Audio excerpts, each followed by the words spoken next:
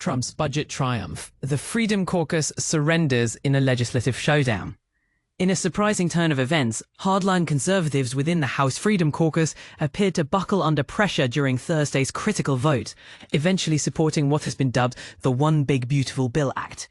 This legislation ultimately gained approval despite the reluctance of various factions within the GOP.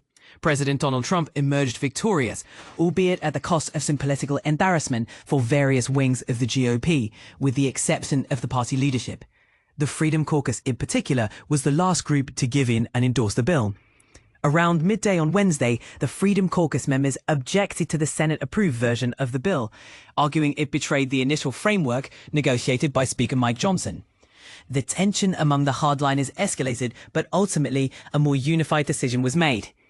Rep. Ralph Norman had hoped for concessions in a three-part plan to gain his approval, but received none, and the House passed the Senate's version, risking delays that would have pushed the final approval past the crucial July 4th deadline.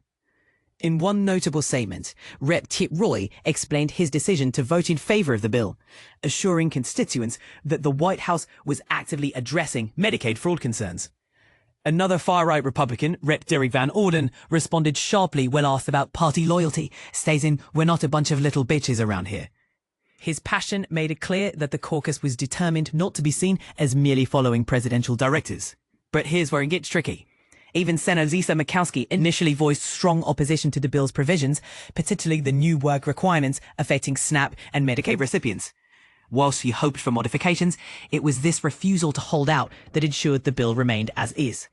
Interestingly, Murkowski did secure a $50 billion fund to keep rural hospitals open and obtain some Alaska-specific benefits. What does this all mean for the GOP? Republicans may argue otherwise, but this legislative compromise might complicate grassroots campaigns, especially as primary season approaches.